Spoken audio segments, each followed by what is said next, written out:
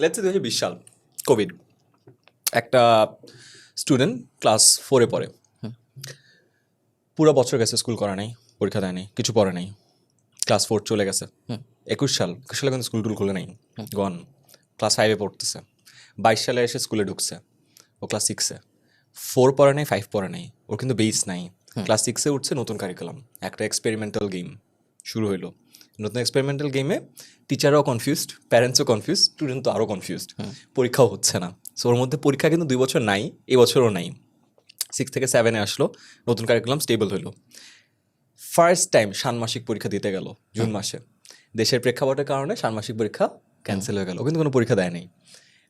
November ডিসেম্বরে আসে ওর final একটা পরীক্ষা হইলো, যেটার নতুন কারিকুলামের বইয়ের উপরে কিন্তু পুরনো কারিকুলামের স্টাইলে একটা মিক্সড পরীক্ষা। তুমি বুঝতেছো? নতুন কারিকুলামের বই, পুরনো কারিকুলামের স্টাইল। অ্যান্ড দেন ওই ছেলেটা ক্লাস 8-এ উঠবে এই 2025 সালে, অ্যান্ড 2012 সালে কারিকুলামের বই আবার পড়া শুরু করবে। না, ইম্যাজিন, ক্লাস 4 পড়ে নাই, 5 পড়ে নাই, 6-7 এক্সপেরিমেন্ট গেছে অ্যান্ড একটা উইয়ার্ড স্ট্রাকচারে গেছে, and then he goes back to the old কারিকুলামের বই। ইউ গাইজ জাজ কি অবস্থা, কি হইলো ব্যাপারটা। এটা শোনার পরে ইফ ইট মেক্স সেন্স, খুব স্যাড রিয়ালিটি। এখন কাকে দোষ দিব?